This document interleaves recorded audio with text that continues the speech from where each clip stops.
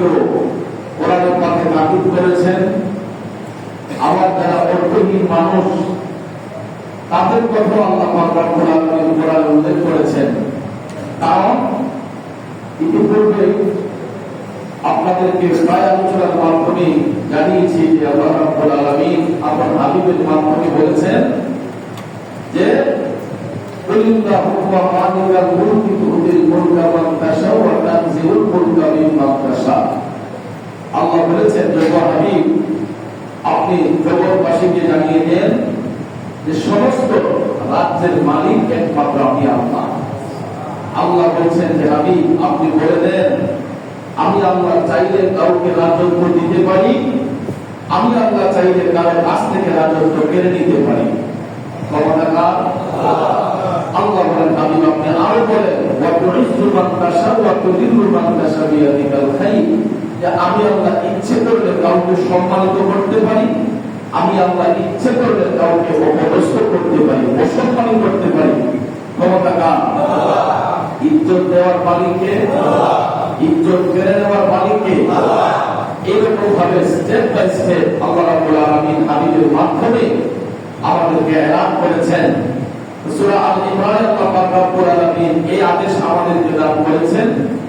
আর সূরা আত-তাওবা 103 নম্বর আয়াতে পাক যদি আমরা পড়ি তখন আল্লাহ রাব্বুল আলামিন আপন হাবিবের মাধ্যমে বিশ্ববাসীকে একটা উত্তম শিক্ষা দান করেছেন যে আল্লাহ রাব্বুল আলামিন ঘোষণা করেছেন বিসমিল্লাহির রহমানির রহিম খুয মিন আমওয়ালিহিম সাদাকাতান তুতাহহিরুহুম ওয়া তুযাক্কিহিম বিহা ওয়া সাল্লি আলাইহিম। আল্লাহ বলেন ও হাবিব আপনি তাদের ধন সম্পদ হবে যাদেরকে আল্লাহ সম্পদশালী করেছেন, আল্লাহ বলেন ও হাবিব আপনি তাদের ধন সম্পদ হবে সাদাকা গ্রহণ করুন, অর্থাৎ যাকাত গ্রহণ করুন, যা দ্বারা আপনি তাদেরকে পবিত্র করে দিবেন, যা দ্বারা আপনি তাদেরকে পবিত্র করে দিবেন আর তাদের জন্য দোয়া করবেন। আল্লাহ বলেন ইন্না সালাতাকা সাকারুল্লাহ, নিশ্চয়ই আল্লাহ বলেন যে হাবিব আপনার দোয়া নিশ্চয়ই নিঃসন্দেহে আপনার দোয়া তাদের জন্য শান্তির কারণ হয়ে যাবে। আপনি তাদের জন্য এই দোয়া করবেন, আপনার দোয়াটা তাদের জন্য শান্তির কারণ হবে। আল্লাহু সামিউন আলিম, আর আল্লাহ রাব্বুল আলামিন সবকিছু শুনেন এবং সবকিছুই জানেন। কথা বলেন ঠিক না বেঠিক? এটা হলো আয়াতে পাকের সরল তরজমা। এই আয়াতে কারিমা তাফসীর করতে গিয়ে জগৎ বিখ্যাত তাফসীর রুহুল বয়ান প্রমাণ করেছে যে কাদের ধন সম্পদ থেকে সাদকা গ্রহণ করা হবে, অর্থাৎ যাদেরকে রব্বুল আলামিন সম্পদ দান করেছেন, এবিলিটি দিয়েছেন।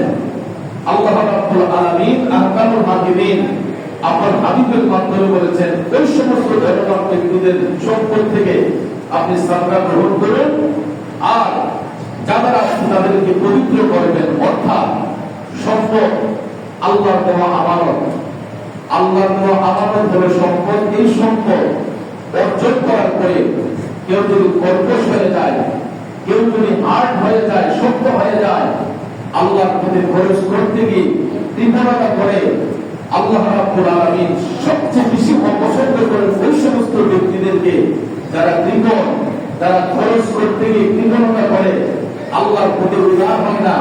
কারণ এরা যা অর্জন করেছে এটাকে শক্ত করে ধরে রাখে, আল্লাহর পথে খরচ করতে চায় না। ওই সমস্ত ব্যক্তিগুলা আল্লাহ বলেছেন সবচেয়ে নিকৃষ্ট। যে হাবিব এদেরকে আপনি জানিয়ে দেন যে তোমরা তোমাদের ধন সম্পদ সাদকা করো, আল্লাহর পথে তোমরা ব্যয় করো, দান করো, কারণ এই সম্পদ ব্যয় করলে মহান আল্লাহ রাব্বুল আলামিন ইরশাদ ফরমান যে ওই সমস্ত ব্যক্তিগুলাই কল্যাণ লাভ করবে যারা তাদের সম্পদের যাকাত আদায় করে।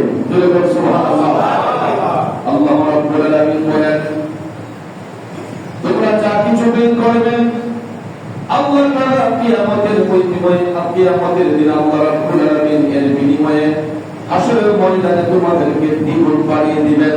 অর্থাৎ যারা আল্লাহর পথে সম্পদ ব্যয় করে, আল্লাহর পথে যারা সম্পদ ব্যয় করে এবং সম্পদের যাকাত যারা প্রদান করেন, আল্লাহ রাব্বুল আলামিন বলেন এই যাকাত আদায়ের বিনিময়ে হাসরের ময়দানে আল্লাহ রাব্বুল আলামিন তোমাদেরকে উত্তম রুজি প্রদান করবেন, উত্তম জাযা প্রদান করবেন। দূরে দূরে বলুন সুবহানাল্লাহ। আল্লাহ তাআলা আরো বলেন যে যেই সমস্ত লোক কৃপণতা করে, তাতে যারা আল্লাহ তাআলা আপন মেহেরবানিতে তাদেরকে যা দিয়েছেন, তারা যেন এটা মনে না করে, যে এই সম্পত্তি তাদের জন্য যথেষ্ট। এটা কখনো কল্যাণকর নয়, এটা কখনো কল্যাণকর নয়। এই জন্য হাজিরিন, আল্লাহ রাব্বুল আলামিন বলেছেন ওই সমস্ত কৃপণ ব্যক্তিগুলা এরা যেন কখনো এটা মনে না করে যে তারা সম্পদ করেছে, এই সম্পদ চিরস্থায়ী তাদের কাছে থাকবে, এটা যেন কখনো মনে না করে। তিনি আর ফরমান যে যেসব লোক স্বর্ণ এবং রূপা সঞ্চয় করেছে এবং ওইগুলো আল্লাহর পথে ব্যয় করে না, তাদেরকে ভয়ানক আযাবের সুসংবাদ শুনিয়ে দাও।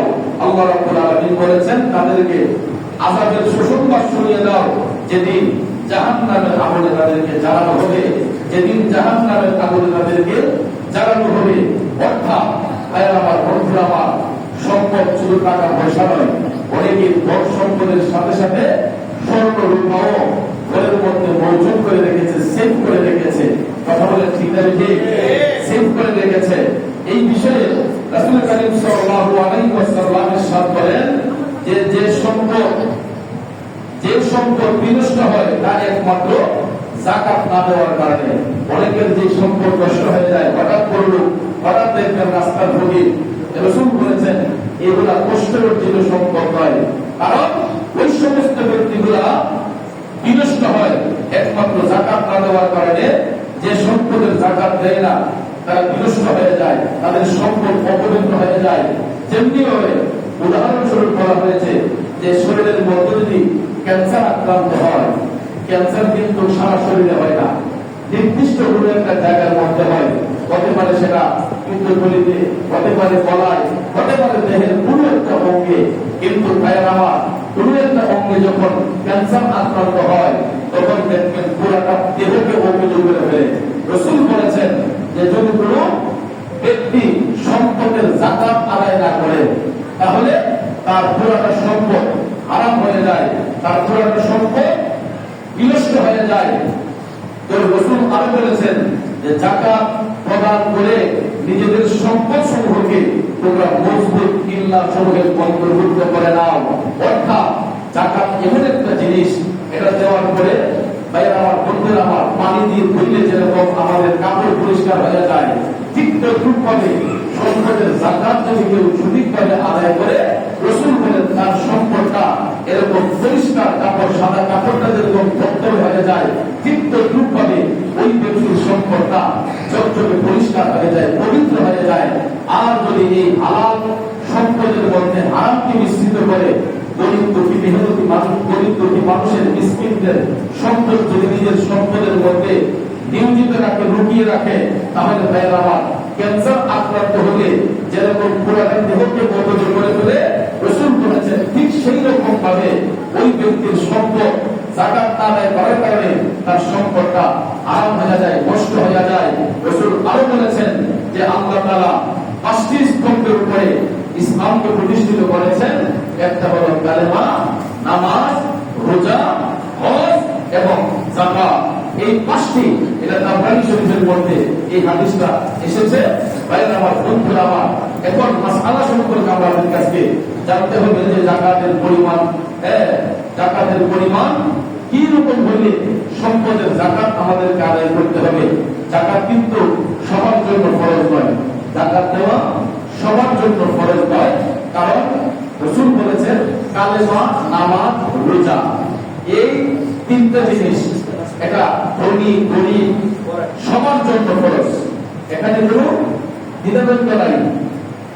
কালেমা, নামাজ, রোজা, এই 5টি স্তম্ভের 3টা স্তম্ভ হলো ধনী গরীব সবার জন্য এটা আদায় করতে হবে। কালেমা, নামাজ, রোজা এবং হজ এবং যাকাতের বিষয়ে রাসূল আমাদেরকে এখানে সুন্দর একটা সমাধান দিয়েছেন যে হজ এবং যাকাত এটা গরিবদের জন্য নয়, দরিদ্রের জন্য হজ এবং যাকাত এই দুইটা ফরজ নয়। কেননা আমাদের এই বাংলাদেশ থেকে পৃথিবীর বিভিন্ন প্রান্ত থেকে মক্কা শরীফ, মদিনা শরীফ এটা অনেক দূরের রাস্তা, অনেক দূরের পথ। যেই কারণে ভাইয়েরা আমার এই হজ আদায় করতে গিয়া সব মানুষের এবিলিটি থাকে না, অনেকের অর্থহীন সামর্থ্য থাকে না। এই জন্য হজটা দরিদ্রের জন্য ফরজ নয় এবং যাকাত সম্পদশালী ব্যক্তি তাদের উপর যাকাত ফরজ। তো আমাদের দেশে তো কিছু কিছু মানুষ সম্পদশালী, অধিকাংশ মানুষ তাদের সম্পদ নাই, ধন সম্পদ কম। এই জন্য দরিদ্রের জন্য যাকাত দেওয়া ফরজ নয়। ধনবান ব্যক্তি যারা স্বাধীন মুসলমান অর্থাৎ যারা নেশাব পরিমাণ সম্পদের মালিক হয়, এই বিষয়ে হাদিস শরীফে রাসূল বলেছেন যে যাকাতের পরিমাণ হচ্ছে যাকাতের উপযোগী সম্পদের 1/40। সম্পদটা কিরকম সেই বিষয়ে হাদিস শরীফের মধ্যে বলা হয়েছে যে যাকাত দিবে ওই সমস্ত ব্যক্তি যেই ব্যক্তি নেশাব পরিমাণ সম্পদের মালিক হয়। তো নেশাব সম্পর্কে ফুকাহায়ে কেরাম বলেছেন যে 7.5 ভরি স্বর্ণ এবং 52.5 ভরি রূপা, 7.5 ভরি স্বর্ণ এবং 52.5 ভরি রূপা কতটুকু পরিমাণ নগদ অর্থ এরকম সম্পদ কারোর কাছে যদি 1 বছর প্রতিবাহিত হয়, অর্থাৎ মনে করেন আমি এই মাহে রমজান শরীফের যেই কোন একটা তারিখ থেকে আমি যাকাত আদায় করলাম, এই 1 বছর পরে আবার যখন রমজান শরীফ আসবে, আমরা রমজান মাসে যাকাত দিই, কিন্তু যাকাত শুধু রমজান মাসে নয়, আপনি যে কোনো মাসে হিসাব করে 1 বছর অতিবাহিত করে যে কোনো মাসে দিতে পারবেন। এখন প্রশ্ন হলো যে রমজান মাসে আমরা কেন যাকাত দিই? এটা অনেকে আমাকে বলে যে হুজুর রমজান মাসে কেন যাকাত দিই? যাকাত আমরা শুধু রমজান নয়, যে কোনো মাসে দিতে পারেন, যে কোনো মাসে বছর হিসাব করে 1 বছর অতিবাহিত করে দিতে পারেন। কিন্তু আমরা মাহে রমজানে দেওয়ার কারণ হলো রাসূল আমাদেরকে একটা সুন্দর সুপরামর্শ হাদিসে মুবারাকার মাধ্যমে দিয়েছেন যে মাহে রমজান এটি এমন একটি মাস যেই মাসে নফল ইবাদত করলে ফরজের সওয়াব, ফরজ ইবাদত করলে 70 গুণ বাড়িয়ে আল্লাহ পাক সওয়াব দান করে। যেই কারণে ভাইরা আমার মাহে রমজান শরীফ যেখানে কল্যাণের মাস, রহমতের মাস, বরকতের মাস, মাগফিরাতের মাস, সেই বিধায় আমরা ফায়দা অর্জনের জন্য, সওয়াব অর্জনের জন্য যে একটা ফরজ ইবাদত করলে 70 গুণ বেশি সওয়াব হয়, এই জন্য আমরা মাহে রমজান থেকে হিসাব করে 1 বছর অতিবাহিত করে আবার রমজান যখন ঘুরে আসে নেশাব পরিমাণ সম্পদের মালিক হলে আমরা সম্পদের যাকাত দেই। তো ফুকাহায়ে কেরাম বলেছেন, হাদিস শরীফে রাসূল বলেছেন যে নেশাব পরিমাণ সম্পদের মালিক অর্থাৎ এই নেশাব হলো, নেশাব সেটাকে বলা হয় যে 7.5 ভরি স্বর্ণ, 52.5 ভরি রূপা। তো ততটুকু পরিমাণ, এই পরিমাণ সম্পদ যদি 1 বছর অতিবাহিত হয়, আমাদের কাছে 1 বছর অতিবাহিত হয়, তখন তার 40 ভাগের 1 ভাগ, 40 ভাগের 1 ভাগ আমাদেরকে যাকাত দিতে হবে, যাকাত দিতে হবে। এখন যাকাত দিবে কারা? যাকাত দিবে ওই সমস্ত ব্যক্তিরা যেই ব্যক্তি যাকাত দিবেন উনি অবশ্যই মুসলমান হতে হবে। যাকাত ফরজ হওয়ার কয়েকটি শর্ত, যাকাত ফরজ হওয়ার কয়েকটি শর্ত, এর মধ্যে প্রথমটাই হলো ওই ব্যক্তিটা মুসলমান হইতে হবে। দ্বিতীয় হলো বালেগ হতে হবে, নাবালক ব্যক্তির উপর যাকাত ফরজ হয় না, বালেগ হতে হবে, সাবালক হতে হবে। তৃতীয় নম্বর হলো বিবেকবান হতে হবে, কোন উন্মাদ, কোন পাগল তাদের যদি সম্পদ থাকে এদের উপর যাকাত ফরজ হয় না, কারণ তার তো মেন্টালিটি ঠিক নয়। এই জন্য যাকাত দিবে সুস্থ মস্তিষ্কের মানুষ যারা নেশাব পরিমাণ সম্পদের মালিক, মুসলিম হওয়া, বালেগ হওয়া, বিবেকবান হওয়া এবং পূর্ণভাবে সম্পদের মালিক হওয়া। আরেকজনের সম্পদ দিয়ে নয়, নিজে পূর্ণভাবে পরিপূর্ণভাবে সম্পদের মালিক হওয়া। 5 নম্বরে হলো নেশাব ঋণ মুক্ত হওয়া। নেশাবটা সম্পদটা কি? ঋণ মুক্ত হওয়া। এখন 7.5 ভরি স্বর্ণ, 52.5 ভরি রূপা আমার আছে, আবার দেখা যায় আমার 50 লাখ টাকা ঋণ আছে, 1 কোটি টাকা ঋণ আছে, তার মানে ওই ব্যক্তির উপর যাকাত ফরজ নয়, কারণ 1000 টাকা দান করার চেয়ে 1 টাকা ঋণ শোধ করা উত্তম। ঠিক আছে? 1000 টাকা দান করার চেয়ে 1 টাকা ঋণ পরিশোধ করা উত্তম। এই জন্য এখানে রাসূল বলেছেন, ভাইরা আমার স্পষ্ট করে রাসূল বলেছেন যে নেশাব ঋণ মুক্ত হতে হবে। অর্থাৎ সম্পদটা আমরা যদি 7.5 বা ঠিক এরকম পরিমাণ সম্পদ আমাদের এক বছরে বিবাহিত হয়, আবার মাথার উপরে 50 লাখ টাকা 40 লক্ষ টাকা আমাদের ঋণের বোঝা থাকে, তাহলে যাকাত তার উপর খরচ হয়। তার আগে উচিত হলো ঋণ পরিশোধ করা। কথা বলছি কেন যে ঋণটাকে পরিশোধ করতে হবে। এই জন্য ভাইয়েরা আমার যাকাত খরচ হওয়ার ক্ষেত্রে নেশাবটা ঋণমুক্ত হতে হবে। তারপরে 52 তোলা রূপা এবং 7.5 তোলা স্বর্ণ অথবা এই পরিমাণ টাকা পয়সা এবং সম্পত্তি বৃদ্ধি পাওয়া, এরকম যদি সম্পদ আমাদের কাছে মানে এক বছর বিবাহিত হয়, তাহলে ওই ব্যক্তির উপর যাকাত দেওয়া ফরজ হয়ে যায়। আর যাকাত শাব্দিকভাবে এটা বৃদ্ধি পাওয়া, পবিত্রতা লাভ করা, অর্থাৎ প্রাচুর্য বা বরকত মণ্ডিত হওয়া ইত্যাদিকে বোঝায় যাকাত। আর বিশেষ করে আল্লাহর হাবিব সাল্লাল্লাহু আলাইহি ওয়াসাল্লাম বলেছেন যে যাকাত অস্বীকারী ব্যক্তিরা এরা কাফেরের শামিল হয়ে যাবে। যাকাত যারা অস্বীকার করবে, দিবে না, যে যাকাত দিতে হবে না, রাসূল বলেছেন এটা ফতোয়া আলমগীরের মধ্যে এসেছে যে যাকাত অস্বীকারী ব্যক্তিগুলা এরা কাফেরের শামিল হয়ে যায়। এবং যাকাত যদি কেউ দিতে অনীহা প্রকাশ করে, তাহলে রাসূল বলেছেন সে যেন আমার ঈদগাহে না আসে, সে যেন আমার ঈদগাহে না আসে, এরকম ভাবে বলেছেন। ভাইরা আমার, বন্ধুরা আমার, তারপরে দুরুল মুখতারের মধ্যে এসেছে যে নিসব অর্থাৎ সম্পদ ভোগ করার অনুমতি দিয়ে যাকাত আদায় হবে না। অর্থাৎ সম্পদ ভোগ করার অনুমতি দিয়ে যাকাত আদায় হবে না। যেমন আপনার ফকিরকে যাকাতের নিয়মে খাবার খাওয়ানো হলো, এটা দ্বারা যাকাত আদায় হবে না। কেননা তাকে সম্পদের মালিক বানিয়ে দেওয়া হয় নাই। আপনার সম্পদ, যাকাতের সম্পদটা তাদেরকে বুঝিয়ে দিতে হবে। সম্পদ আমার কাছে রেখে আমি ফকিরকে পেট ভরে খাওয়াই দিলাম, এটা দ্বারা যাকাত আদায় হবে না। কারণ আমি যে টাকাটা যাকাত দেব, এটা ফকির মিসকিনকে, আমি এতিমদেরকে দিয়ে দেব।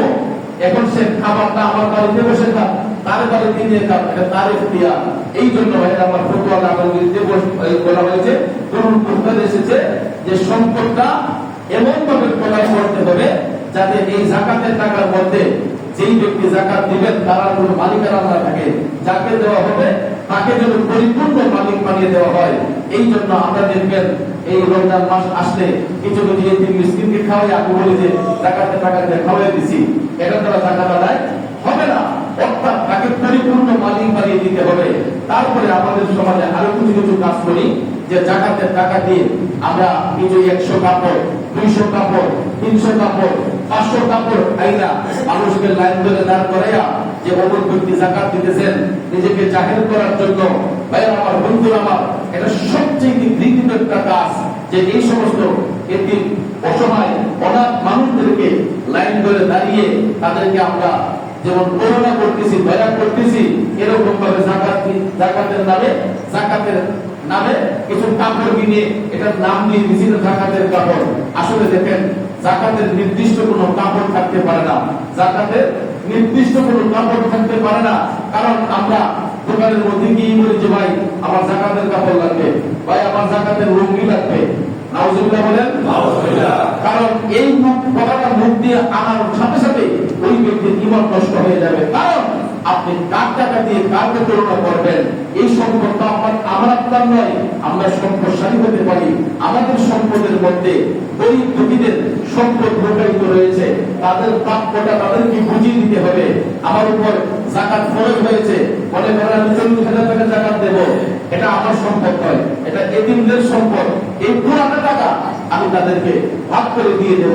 এখন তারা এই টাকা দিয়ে কাপড় কিনবে না খাবার খাইবে নাকি জমি কিনবে নাকি কি করবে, এটা তার ইখতিয়ার।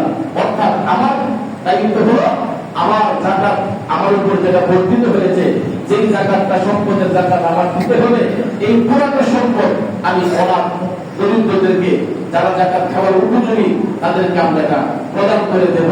এখন যাকাত কাকে দিতে পারবেন এই বিষয়ে হাদিস শরীফের মধ্যে সুষ্ঠু সমাধান রয়েছে। ভাইয়ের আমার, বন্ধুরা আমার, যাকাত খাওয়ার উপযুক্ত হলো যারা নেশাব পরিমাণ সম্পদের মালিক হতে পারে নাই।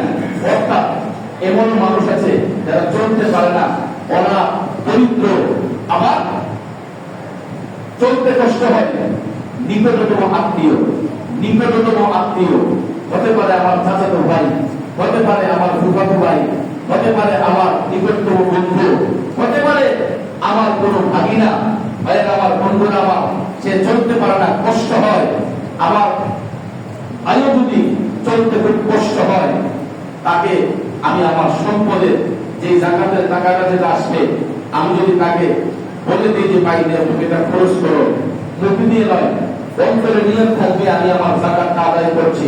কারণ আমি তো সরাসরি আমার চাচাতো ভাইকে, ফুফাতো ভাইকে, খালাতো ভাইকে যদি বলি যে আমি তোমার জাকাত দিছি, তখন তার আত্মসম্মান লাগবে, তার আত্মসম্মান বোধ হবে, তার একটা প্রেস্টিজের বিষয় আছে। কারণ সে গরিব হিসেবে হয়তো কষ্ট পেতে পারে যে আমার ভাই আমার করুণা করে জাকাতটা দিতেছে, এরকম ভাবে তাকে লজ্জা দিতে নাই। আমার আপনার অন্তরে নিয়ত থাকবে কি যে আমি আমার জাকাত আদায় করতেছি, অন্তরে নিয়ত থাকবে জাকাত দিতেছি।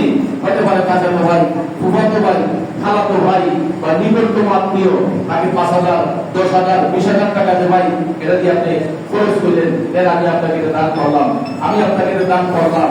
যদি সে স্বেচ্ছায় বলে যে ভাই আমি তো জাকাতের উপযোগী, তুমি কি আমাকে জাকাত দিচ্ছ, সে যদি স্বেচ্ছায় যদি বলে যে এটা আমি গ্রহণ করবো, তাহলে আর কোনো আপত্তি নাই। আর যদি এটা শুনে কষ্ট পায় যে আমি তাকে জাকাত দিতেছি, শোনার পরে কষ্ট পায়, তাহলে এটা প্রকাশ না করাই উত্তম। অন্তরে নিয়ত থাকবে যে আমি আমার সম্পদের জাকাত দিচ্ছি, আর আত্মীয়তার সম্পর্ক ঠিক থাকবে, বন্ধুত্বের সম্পর্ক ঠিক থাকবে, আমার জাকাত আদায় হয়ে যাবে। কথাটাকে আমি বুঝাতে পেরেছি? কারণ আমার চাচাতো ভাইকে যদি আমি বলি যে আমি তোমাকে জাকাত দিচ্ছি, সে তো শোনার পরে একটা কষ্ট পাবে।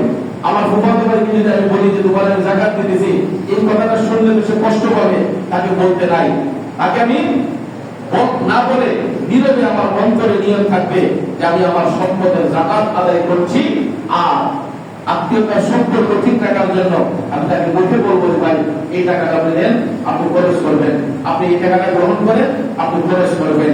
কিন্তু আগে দেখতে হবে নিজের প্রতিবেশী, নিজের স্বজন, এদের মধ্যে কোনো গরিব থাকলে আগে তাদেরকে দিবেন। কিন্তু আমরা বাংলাদেশের মানুষ নিজেকে জাহির করার জন্য ওই এতিমখানায় নিয়ে দিয়ে দিব। অনেক দূরে এতিমখানা আছে, বা অনেক দেখা যায় নিজের গ্রামে দেয় না, অন্য জায়গায় নিয়ে হাজার হাজার লাখ লাখ টাকা দিয়ে দিতেছে, কিন্তু তার নিকটতম আত্মীয় স্বজন, তার ভাই বোনেরা কষ্টের দিন কাটাইতেছে।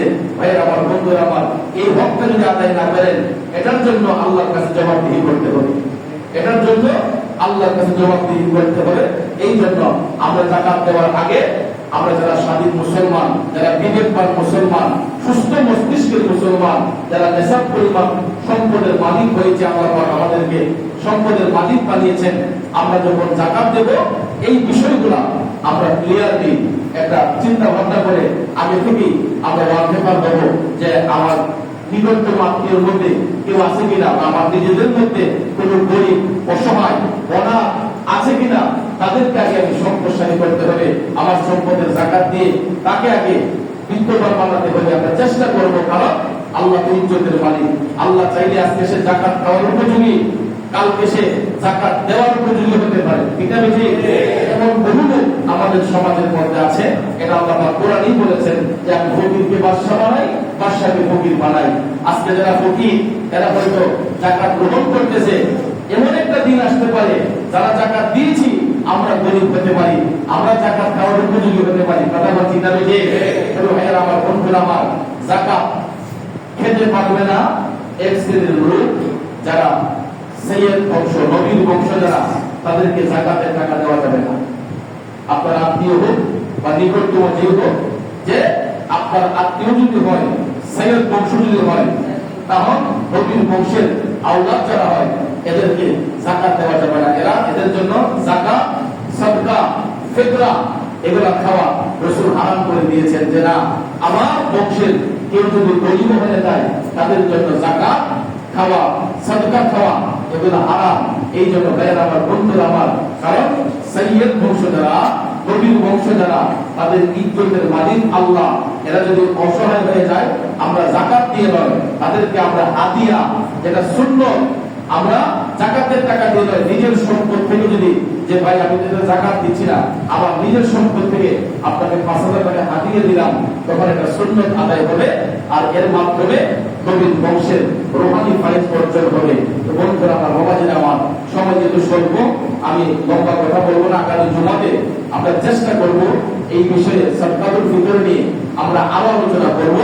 যারা জাকাত দেওয়ার উপযোগী, আমি আপনাদেরকে বিনয় করে বলবো যে আমরা জাকাতের সম্পদগুলা, যদি আপনার হিসাব কষ্ট হয়, আপনার সম্পদের হিসাব দিয়ে জাকাত কত টাকা আছে কষ্ট হয়, একজন ভালো মুফতিদের সাথে, একজন হক্কানি আলেমের সাথে পরামর্শ করে, যারা মাসলা মাসাইল বুঝেন,